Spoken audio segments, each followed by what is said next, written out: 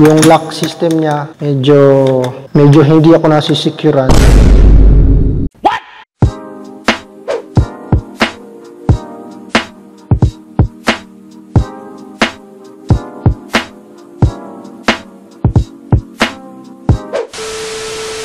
So, yun lang ang mga kapasitive nyo. Ayan, makulimlim. Ayan, magandang araw sa inyo. It's me, Daddy Vlog. Ayan, so bago ko simulan tong small project ko, big shoutout muna sa mga followers ko sa FB page. Ayan, at syempre sa mga YouTube subscribers ko. Ayan, maraming salamat sa suporta. Gaya nga ng nasabi ko kanina, small project lang naman to. At the same time, magta-top box review tayo regarding dito sa H&J 45 liters hard plastic top box, no? What? First time kong magkaroon nito at 2 linggo pa lang siya nakakabit sa akin. I-review ko siya para sa inyo, para at least sa mga gustong mag-avail nitong top box na to. Sana makatulong tong review ko in case budgetarian kayo. Ayan, dahil itong box na to pasok na pasok sa budget. Very basic lang naman yung ilalagay nating LED light strip. 2 colors lang naman mga kapasitive. Madali lang naman siya. Itatap lang natin to sa signal light at saka brake light, no? Kailangan lang ng mga wire at saka socket.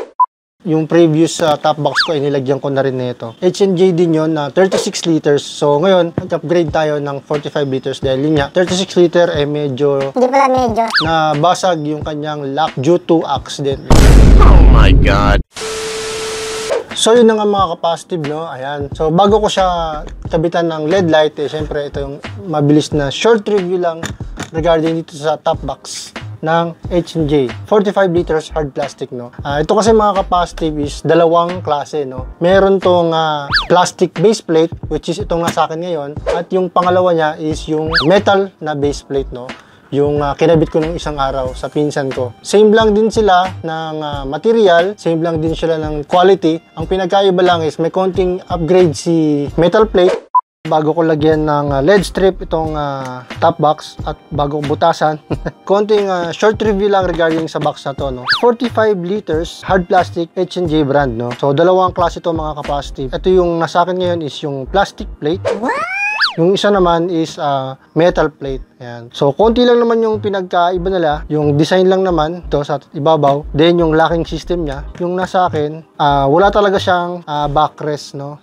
Ito is binili ko na lang from online. So, kinabit ko lang dyan. Nga lang, ang problema yung dito kasi hindi sukat. Kaya binigay ko na lang kay Bayaw.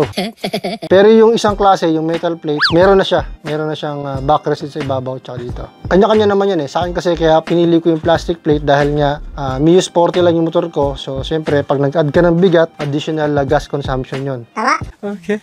So, yun mga kapasitive, no? Na i-double-sided tape na natin yung dalawang LED strip at bubutasan ko na lang dito siguro dyan sa magkabila. Pangit pag nakalaylay na ganyan yung wire, no?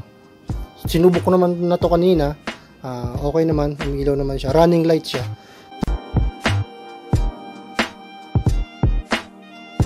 So bubutasan ko lang to, then balikan ko kayo. So yun lang mga kapasitive, no? Okay na, no? Nailagay ko na yung LED strip dito sa top box, no? At nakapagpagapang na rin ako ng wire dito sa ilalim, no? So 4 na wire lang naman siya, which is negative, brake light, left and right signal, no? Lalagay din ako ng socket. Meron na akong nakabang na dito, male socket sa kanyang tail light, brake light, signal light. Locking system mga kapasitive, similar sa mga branded na top box, no? Parehas na parehas, iba lang talaga ng pagkakagawa, depende na lang sa brand. Sa lock naman dito, ayan, iba rin to. In case masira to, may nabibilan sa online. Para at least hindi na kayo magtanong. Ito to. Ayan, pag nasira. Kahit ito rin mismo ito. Nasira ito mismo.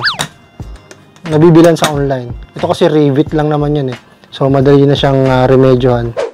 Pagdating sa loob, ayan, same din sa mga branded na top box, no? So, dun sa previous top box ko, yung nauna, yung medyo parang itlog, 32 liters. Ayan. Ang kasyang helmet doon is medium to large. What? Then, doon naman sa 36 liters na in-upgrade ko nung last year din, ang kasya naman doon is large to XL na helmet, Yun yung mga kasyang helmet. No? Kasi may mga nagtanong sa akin kung ano yung kakasyang helmet doon sa dati kong top box, which is 36 liters. Ngayon naman dito, ang kagandahan naman sa 45 liters, XL to double XL. Paano masabi? Ang kasyang helmet dito, no? Yung sa akin kasi is XL with GoPro. Yan. Hindi ko na tinatanggal yung GoPro, nilalagay ko na lang dyan. Kasyang-kasya. Tapos meron pang tumbler sa gilid. Malaki yung difference from 36 liters ko dati to 45 liters, no? Maluwag siya mga capacitive, no? At kung ikukumpara from 32 liters at saka 36 liters, mas matigas yung plastic ng 45 liters. Nice. Maganda. Overall, para sa akin, maganda yung box na to. At bukod dun sulit yung kanyang presyo. But, Meron akong mga personal na napuna patungkol dito sa box na to, no? So, unahin ko na muna yung pagbukas mo ng cover na wala yung tali dito. Ito kinuha ko to doon sa luma kong top box. So, bala ko siyang ikabit dito para at least hindi siya bukang-buka, para ganyan lang siya. Ayan. Yun yung nawala dito sa top box na to, yung tali. Ito. Ayan. Then, yun nga, ilang linggo ko pa lang siyang ginagamit. Ayan, zoom natin. Tinatamaan na siya ng kalawang agad. Oh no. Bibisikan ko na lang siguro to ng WD-40 para mas tumagal yung buhay. Pero yun nga, kinakalawang siya kaagad. So, syempre, hindi naman lagi tayo nagpapark sa mga may bubong. So, nauulanan. Kaya kailangan lalagyan nyo rin ng WD-40 to para hindi masira yung locking system niya. Last is yung pinaka-concern ko is mismong lock system niya o yung lock mode. Sasampulan ko lang kayo, no? Hindi ko iaangat ito. Ito lang itutulak ko. 3, 2, 1. Diba? Nag-lock siya. Nag-lock siya. So, madali siyang mag-lock. I'm sure madali rin siyang sungkitin kasi mababaw yung kanyang hook dito. Ayan. So, yun lang naman yung napansin ko, H&J. Honest review lang tayo. Ayan. Pero yun nga, overall sa box, maganda yung quality. Hard plastic naman talaga. Yung lock system niya, medyo hindi ako nasisekuran. Siguro ang gagawin ko na lang dito mga capacitive is bubutasan ko dito tapos bibili na lang ako ng padlock. Mahaba yung hook niya. 8:01 PM. So yun na nga mga capacitive, no? Tapos ko nang i-short review yung hard plastic 45 liters top box ni H&J. Para sa akin, sa quality ng plastic, good na good naman siya, no? Sakto lang din para sa presyuhan niya. Pagdating naman sa top box, napakalaki ng niluwang niya compare sa mga previous top box ko. Check ko na lang yung durability kung tatagal to sa daily use, gaya ng mga naunang top box. Okay. Then, eto na, no? Yung kinabit kong signal and brake light. Naglagay talaga ako nito para visible sa mga nasa likod ko, lalo na pag nabiyahe sa gabi. Napansin ko kasi pag may ganitong top box na, nahaharangan na yung mismong tail light ng motor. Kaya naisipan kong maglagay ng ganito. Kung sa iba malaking tulong, or sa iba naman OA na, Kayo nang bahala dyan. basta sa akin all goods na tong DIY signal and brake light ko. Till next video mga capacitive, stay safe, God bless. Peace out.